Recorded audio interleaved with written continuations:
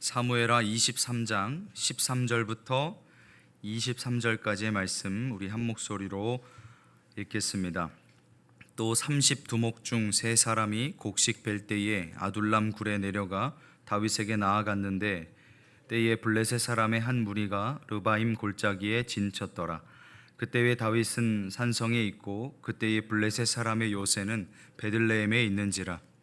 다윗이 소원하여 이르되 베들레헴 성문 곁 우물물을 누가 내게 마시게 할까 하매 세 용사가 블레셋 사람의 진영을 돌파하고 지나가서 베들레헴 성문 곁 우물물을 길어 가지고 다윗에게로 왔으나 다윗이 마시기를 기뻐하지 아니하고 그 물을 여호와께 부어 드리며 이르되 여호와여 내가 나를 위하여 결단코 이런 일을 하지 아니하리이다. 이는 목숨을 걸고 갔던 사람들의 피가 아니니까 하고 마시기를 즐겨하지 아니하니라. 세 용사가 이런 일을 행하였더라. 또 스루야의 아들 요압의 아우 아비새이니 그는 그 세 사람의 우두머리라. 그가 그의 창을 들어 300명을 죽이고 세 사람 중에 이름을 얻었으니 그는 세 사람 중에 가장 존귀한 자가 아니냐. 그가 그들의 우두머리가 되었으나 그러나 첫 세 사람에게는 미치지 못하였더라.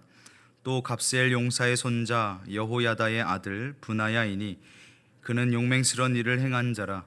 일찍이 모압 아리엘의 아들 둘을 죽였고 또 눈이 올 때에 구덩이에 내려가서 사자 한 마리를 쳐 죽였으며 또 장대한 애굽 사람을 죽였는데 그의 손에 창이 있어도 그가 막대기를 가지고 내려가 그 애굽 사람의 손에서 창을 빼앗아 그 창으로 그를 죽였더라. 여호야다의 아들 브나야가 이런 일을 행하였으므로 세 용사 중에 이름을 얻고 30명보다 존귀하나 그러나 세 사람에게는 미치지 못하였더라. 다윗이 그를 세워 시위대 대장을 삼았더라. 아멘. 본문 말씀에는 어제 살펴봤던 말씀에 이어서 다윗의 세 용사들을 소개하는데 두 번째입니다. 첫 번째 세 명의 용사들을 소개했고 오늘 말씀은 두 번째 세 명의 용사들을 소개합니다. 그리고 그 뒤에는 이제 30인의 용사들까지 소개되고 있어요. 여기서 언급된 세 용사는 뒤에 30인의 용사들을 10명씩 맡았던 그리고 통솔했던 장군들이에요. 그런데 이들의 이름이 기록되기 전에 그들과 관련된 이야기가 먼저 소개가 되는데 우리 13절 다시 보면 또 30두목 중 세 사람이 곡식 벨 때에 아둘람 굴에 내려가 다윗에게 나아갔는데 때에 블레셋 사람의 한 무리가 르바임 골짜기에 진쳤더라 그랬어요. 추수를 막 시작할 무렵인데 그때 블레셋 사람들이 쳐들어온 거죠. 다윗이 거느린 세 명의 용사가 다윗을 찾아왔어요. 그때 다윗은 어디 있었냐면 아둘람 동굴에 있었고 블레셋 군대는 르바임 골짜기에 진을 치고 있는 상황이었죠. 이 사건의 배경이었던 다윗이 숨어 있었던 아둘람이라는 지역의 이름이 뭐냐면 은신처, 피난처 이런 뜻이에요. 그러니까 베들레헴에서 남서쪽으로 약 20km 떨어진 곳인데 그 지점에 위치한 성읍의 이름이 아둘람이었어요. 이 성읍 주위에는 돌로 이루어진 천연 동굴이 참 많았다 그래요. 지금도 그런지 모르겠는데 지금도 그러겠죠. 누가 거기 막은 거 아니겠으니까. 그래서 이곳이 이제 사울에게 쫓길 때 다윗이 사울에게 쫓길 때 많이 몸을 숨겼던 그리고 자주 드나들었던 곳이기도 했습니다. 실제로. 그리고 끝부분에 나온 지명 르바임 골짜기라고 나오는데 이 르바임 골짜기는 역시 예루살렘에서 남서쪽에 펼쳐진 땅을 이야기하는데 고지대에 있는 평원지대라 그래요. 그래서 유다 지파와 베냐민 지파의 영토의 그 경계선에 있는 곳이 바로 이 르바임 골짜기인데 이곳에는 대표적으로 옥수수 같은, 요새 옥수수 많이 나오는데 옥수수 같은 그런 농작물들이 많이 생산되는, 잘 생산되는 아주 비옥한 곡창지대였다 그래요. 어떻게 할 수 있냐면 여호수아나 사사기에 보면 그런 이야기들이 나오거든요. 그러니까 이렇게 비교적 드넓은 농경지대를 앞두고 이스라엘과 블레셋이 대치를 하고 있는 거예요. 아직 전쟁을 하진 않고 서로 각 진영에 진을 치고 대치를 하는 거죠. 그때 다윗이 있던 곳은 안전한 요새였고 블레셋 군인들은 베들레헴에 있었습니다. 14절 15절 말씀인데요. 우리 한번 같이 읽어보겠습니다. 그때에 다윗은 산성에 있고 그때에 블레셋 사람의 요새는 베들레헴에 있는지라. 다윗이 소원하여 이르되 베들레헴 성문 곁 우물물을 누가 내게 마시게 할까 하매. 양쪽에 대치를 하고 있으니까 긴장감이 감돌겠죠. 언제 전쟁이 날지 모르니까 아주 손에 땀을 쥐게 하는 한바탕 큰 격전이 벌어질 수도 있는 전운이 감도는 그런 일촉즉발의 상황인데, 거기서 다윗이 벼랑간 물을 마시고 싶다 그래요. 목이 마르다. 근데 콕 집어서 이야기하죠. 적진 한복판에 있는 베들레헴 성문 곁에 있는 우물물을 내가 마시고 싶다. 그렇게 이야기해요.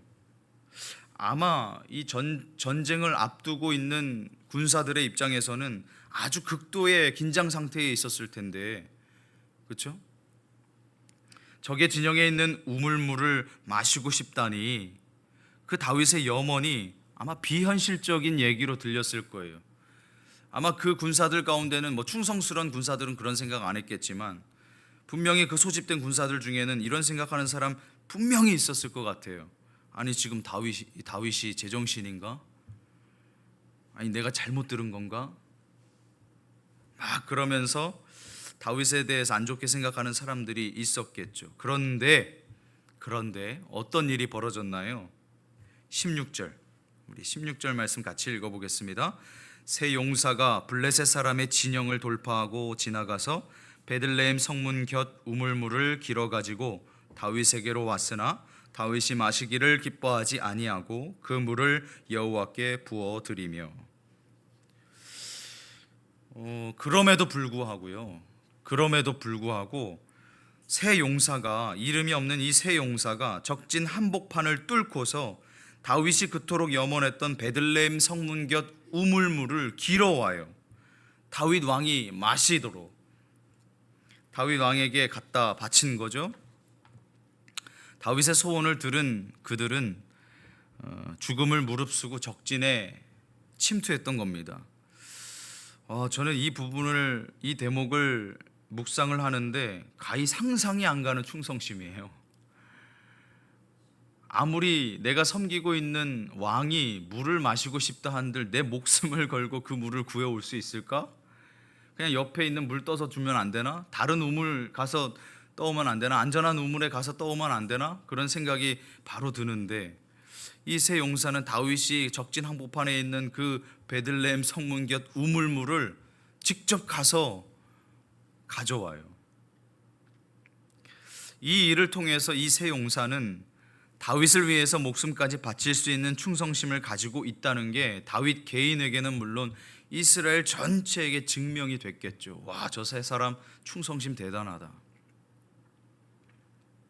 그런데 이상하죠. 다윗이 그 새 용사가 자기들 목숨 내놓고 구해온 그 물을 차마 마시지를 못하는 거예요. 왜 그럴까? 생명까지 내던져가면서 죽음도 불사하고 적진 한복판에 들어가서 물을 가지고 온 그들의 충성심이 다윗을 부끄럽게 만드는 거예요. 내가 지금 물 한 모금 마시겠다고, 내 목 좀 축여보겠다고 용맹한 용사들을 셋이나 잃어서는 되겠는가? 이스라엘의 이렇게 뛰어난 용사 셋을 내가 물 한 모금 마셔보겠다고 잃어서야 되겠는가? 내가 아주 무모하게도 신중하게 생각하지 못했구나. 막 가슴을 쳤을 거예요. 이에 다윗은 우물물을 마시지 않고 하나님을 위해서 아마 단을 만들었을 것으로, 간단하게나마 그 단을 이렇게 만들어 놓고 물을 부었을 것이라 추측을 하는데, 그냥 땅에다가 그냥 부은 게 아니라요, 하나님 앞에 예배드리는 심정으로 단을 작게나마 만들고 그 위에 물을 부었을 것이라 추측을 합니다. 다윗은 용사들이 목숨 걸고 가져온 그 물을 차마 마시지를 못하고 하나님 앞에 제단에 드리는 것으로 하나님 앞에 다시 한번 전의를 다지면서 백성을 사랑하는 왕의 그 진실된 마음을 보여주었을 거예요. 그리고 이어지는 그의 말 17절이죠. 한번 읽어보겠습니다. 이르되 여호와여 내가 나를 위하여 결단코 이런 일을 하지 아니하리이다. 이는 목숨을 걸고 갔던 사람들의 피가 아니니까 하고 마시기를 즐겨하지 아니하니라. 새 용사가 이런 일을 행하였더라. 새 용사들이 목숨 걸고 구해온 그 물을 하나님께 부어드린 다윗은 더불어서 한 가지 맹세하고 선언을 해요. 하나님, 내가 앞으로는 나를 위해서 이런 일 절대로 하지 않겠습니다. 내 욕심 차리고자 백성들에게 이런 일 절대로 시키지 않겠습니다. 내가 날 위해서 결단코 이런 일을 하지 않겠습니다 하는 맹세와 선언이었죠. 다윗은 부하들이 길어온 그 물이 그들의 목숨과 맞바꾼 물인 것을 너무나 잘 알았기 때문에 그래서 그 물을 피라고 표현하는 거예요. 피는 구약에서 생명을 상징하니까 피가 아닙니까? 그리고 나서 이후에 두 번째 다윗의 새 용사들의 활약상이 소개가 되는데요. 18절 19절 말씀이에요. 같이 읽겠습니다. 또 수르야의 아들 요압의 아우 아비새이니 그는 세 사람의 우두머리라. 그가 그의 창을 들어 300명을 죽이고 세 사람 중에 이름을 얻었으니 그는 세 사람 중에 가장 존귀한 자가 아니냐. 그가 그들의 우두머리가 되었으나 그러나 첫 세 사람에게는 미치지 못하였더라 라고 했어요. 다윗의 세 용사 중에 한 명은 아비새입니다. 수르야의 아들인 아비새는 요압과 형제 사이죠. 그는 한때 창으로 적군 300명을 쳐 죽인 일이 있었다 그렇게 기록을 하는데요. 이 일로 인해서 세 용사 중에 하나라는 칭호를 얻게 돼요. 그런데 그는 첫 번째 다윗의 세 용사 가운데는 들지를 못했어요. 제가 왜 그랬을까? 아비새가 첫 번째 세 용사에 들어가야 될 것 같은데 첫 번째 세 용사들을 보면 그렇게 유명한 사람들이 아니거든요. 우리에게 좀 낯설어요. 이름들이 요셉 바세벳이라든가 엘르아살이라든가 삼마라든가. 그런데 이 아비새는 너무나도 우리가 익숙하잖아요. 그럼 아비새가 첫째 세 용사에 들어가야 될 것 같은데 순번상 두 번째 세 용사에 들어간단 말이에요. 그래서 제가 이 두 집단을 비교를 했어요. 첫 번째 세 용사와 지금 오늘 본문에 있는 두 번째 세 용사. 그런데 첫 번째부터 숫자 차이가 너무 커요. 어제 봤던 첫 번째 세 용사의 첫 번째 나왔던 용사인 요셉 바세벳이 쳐 죽인 사람들이 몇 명이에요? 800명. 근데 지금 두 번째 세 용사에 속하는 아비새가 죽인 사람 몇 명? 300명. 벌써 2배 이상 차이가 나요. 그러니까 당연히 요셉 바세벳이 1등이겠구나 그런 생각을 했어요. 300명을 혼자서 쳐 죽인 것도 대단한데요. 이게 자기 옆에 부하가 딸려서 300명을 죽였다는 얘기, 800명을 죽였다는 얘기가 아니에요. 혼자서 800명을 죽인 거고 혼자서 300명을 죽인 거예요. 그것도 300명을 죽인 것도 대단한데 지금 이 아비새가 300명을 죽인 것도 대단한데 어제 봤던 요셉 바세벳은 그가 단번에 800명을 쳐 죽였더라. 아, 얼마나 날래고 얼마나 용감하고 얼마나 힘이 좋으면 지치지도 않나? 혼자서 어떻게 단번에 800명을 상대해서 죽지 않고 살았단 말인가? 이야, 대단하다 그런 생각을 했어요. 그리고 나서 오늘 20절에 분하야가 등장해요. 20절 말씀 읽어보겠습니다. 또 갑스엘 용사의 손자 여호야다의 아들 분하야이니 그는 용맹스런 일을 행한 자라. 일찍이 모압 아리엘의 아들 둘을 죽였고 또 눈이 올 때에 구덩이에 내려가서 사자 한 마리를 쳐 죽였으며 라고 했어요. 성경은 이 사람을 갑스엘 용사의 손자 여호야다의 아들이다 그러면서 그가 용맹스런 일을 행했다라고 설명을 하는데요. 그의 활약상을 보니까 모압 아리엘의 아들 둘을 죽였다. 갑자기 숫자가 확 줄죠. 800명이었다가 300명이었다가 2명? 2명 죽인 일 가지고 뭘 그래 하는데 그 뒤에 보면 뭘 또 죽여요? 구덩이에 내려가서 사자 한 마리를 쳐 죽였다. 사자 한 마리를 쳐 죽였다. 숫자가 한 마리여서 그런가? 근데 여기에 제가 물어볼게요. 구덩이에 사자가 빠졌어요. 그 한 마리 내려가서 쳐 죽여라 그럼 여기서 들어가실 분 계세요? 이거 보통 쉬운 일 아니죠, 그렇죠? 근데 다윗 입장에서 보면, 다윗은 어렸을 때, 젊었을 때 양치기, 목동 생활하면서 곰이랑 사자를 상대했잖아요. 야생에 구덩이에 갇혀 있는 사자도 아니고 자기에게 막 달려들고 아니면 양떼를 막 습격해서 막 추격해오는 사자를 잡아다가, 그거에 비하면 지금 이 이야기를 다윗이 적고 있으니까 그거에 비하면 사실 뭐 사자 한 마리 죽인 거 대수는 아닌데 어쨌든 대단한 일로 기록을 하고 있습니다. 그리고 그 브나야가 행했던 하나의 에피소드가 21절에 추가로 기록이 되죠. 21절도 한번 읽어보겠습니다. 또 장대한 애굽 사람을 죽였는데 그의 손에 창이 있어도 그가 막대기를 가지고 내려가 그 애굽 사람의 손에서 창을 빼앗아 그 창으로 그를 죽였더라. 그러니까 여기서 조금 그래도 이 브나야가 기록된 이유를 알겠다 싶은 게, 다른 용사들은 기껏해야 고작 한 가지 일 정도만 기록이 돼요. 뭐 몇백 명을 죽였다, 아니면 뭐 이스라엘 백성들이 다 도망갔는데 혼자서 지켰다, 뭐 이런 한 가지 에피소드만 기록이 되는데 이 브나야는 무려 세 에피소드를 기록을 해. 세 가지 일을. 그러니까 다윗의 기억에는 이 브나야가 맞아, 그런 일도 있었지, 그런 일도 있었지, 그런 일도 있었지 라고 하면서 기억에 남는 사람이었던 것 같아요. 이 21절에 장대한 사람, 애굽 사람을 가리켜서 장대하다 그랬으니까 키가 무지하게 컸나 봐요. 이런 거인 같은 이집트인을 상대로 그 손에서 창을 빼앗아 죽인 일도 있었어요. 아마 힘이 무척 세서 천하장사급 정도 되지 않을까 싶은데, 그런데 결국에 브나야도 앞에 아비새처럼 첫 번째 세 용사의 이름엔 들지 못하고 그나마 두 번째 용사, 세 용사들의 명단에 이름을 올리게 됩니다. 다윗이 이 브나야를 시위대 대장으로 진급을 시켜줬거든요. 22절, 23절이에요. 우리 같이 한번 읽어보겠습니다.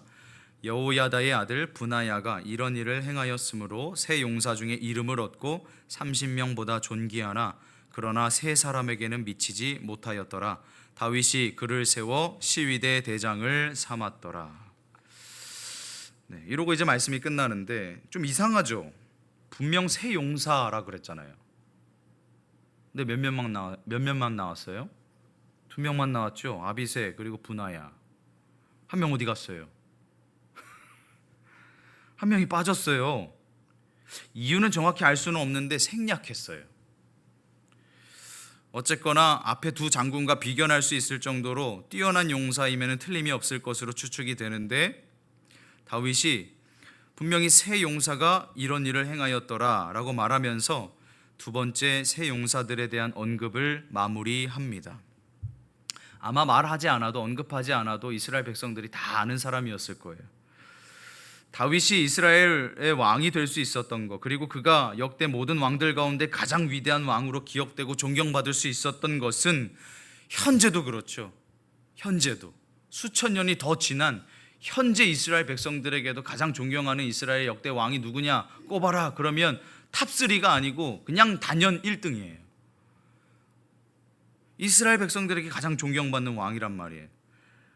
근데 그게 그렇게 될 수 있었던 게 자기 능력이 출중하고 힘이 뛰어났기 때문에, 지혜가 뛰어나서가 아니에요. 다윗이 워낙에 가진 재능이 많고 훌륭한 인물이어서가 아니고 하나님의 도우심과 인도하심과 보호하심과 지키심이 늘 그의 삶에 있었기 때문이었다는 거예요. 그 주님께서 자기 곁에 보내주시고 붙여주셨던 수없이 많은 사람들이 도와주었기 때문에, 그리고 결정적으로 오늘 다윗이 성경에 기록한 것처럼 그 사람들의 헌신과 희생을 잊지 않고 기억했다는 거예요. 고마움을 표시했다는 거예요. 이스라엘 백성들에게 함께 이 사람들의 이름을 기억해달라고 했기 때문이에요. 겸손한 것이죠. 아마도 이 두 번째 세 용사들은 이번 사건들뿐만 아니라 여러 사건에서, 다윗이 미처 기억하지 못했던 여러 사건에서 충성을 다해서 목숨 건 일들을 수행해 왔을 겁니다. 그들이 다윗에게 절대적인 충성을 다짐했던 이유가 뭘까? 그것은 저는 다윗의 삶에서 발견을 해요. 자기가 모시고 있는, 자기가 섬기고 있는 다윗 왕이 과거에 어떻게 했던 사람인지를 잘 알고 있으니까. 사울을 죽일 수 있는 절호의 기회가 2번이나 찾아왔는데 다윗이 그때마다 어떻게 이야기했어요? 자기 사람들에게 이르되 내가 손을 들어 여호와의 기름 부음을 받은 내 주를 치는 것은 여호와께서 금하시는 것이니 그는 여호와의 기름 부음을 받은 자가 됨이니라 하고, 이게 사무엘상 24장 6절인데 두 번째 기회 26장 9절에 가면 또 이런 고백을 하죠. 누구든지 손을 들어 여호와의 기름 부음 받은 자를 치면 죄가 없겠느냐. 그러니까 2번의 기회를 다 날려버려요. 그런데 하는 말이, 내가 어떻게 하나님께서 기름 부어 세운 왕을 내 손으로 해할 수 있겠느냐. 절대 그럴 수 없다. 그건 큰 죄다 라고 말하면서 신하들에게 자신의 신앙을 보여줬거든요. 그 다윗을 따르는 자들의 마음속에도 동일한 마음이 있는 거예요. 하나님의 기름 부음 받은 왕으로서 인정하는 그 믿음을 가지고 있는 거죠. 그렇지, 다윗이 그랬어? 나도 다윗을 그렇게 모셔야지. 이게 옳은 행동인 것은 결국 하나님께서 세우신 사람을 내 손으로 해하지 않겠다는 결단이거든요. 그 사람이 잘못한다면 하나님께서 벌하시겠지. 내 뜻이 아니라 하나님의 권위를 인정하고 존중하는 것이기 때문에 정말 좋은, 정말 건강한 신앙이에요. 말씀을 마치겠습니다. 다윗의 용사들이 목숨 걸고 충성했던 것처럼 우리도 목숨 걸어야 돼요. 사람에게요? 아니요. 사람에게는 목숨 걸 필요 없어요. 우리도 우리가 섬기는 하나님께 목숨 다해 충성하실 수 있기를 바랍니다. 사람에게 목숨 바쳐 충성하는데 오늘 다윗의 용사들 보세요. 평생 숱하게 여러 차례 목숨 걸고 이렇게 사람에게도 충성을 하는데 우리의 생명을 구원해 주신 그 하나님께 우리가 목숨 바쳐 충성 못하겠어요? 이 문구를 기억하세요. 우리의 충성은 사람에 대한 것이 아니고 하나님께 대한 것이다. 우리의 충성은 사람을 향하는 것이 아니고 하나님께 향하는 것이다. 기도하겠습니다. 하나님 아버지, 감사합니다. 우리가 이제 사무엘하의 말씀을 마무리해 가면서 다윗의 마지막 말을 듣고 있습니다. 정말 많은 주변에 있었던 사람들의 이름을 언급하면서 이들을 기억해 달라, 그들에게 감사하고 하나님 앞에 감사하고 있습니다. 하나님, 우리의 삶에도 나 혼자 잘나서가 아니라 주님께서 붙여주신 도움의 손길로 보내주신 많은 사람들이 있습니다. 하나님, 그들을 기억하고 우리가 겸손해져서 하나님 앞에 감사하며 살아가는 삶이 되게 하여 주옵소서. 하나님, 이렇게 사람들이 다윗에게 충성했던 것처럼 우리 또한 하나님 앞에 충성하는 자 되기를 원합니다. 주님께서 우리의 삶을 붙들어 주옵소서. 하나님, 1000번째 예물 드리는 손길 기억하여 주시고 하나님의 은혜를 더하여 주옵소서. 예수님의 이름으로 기도드립니다. 아멘.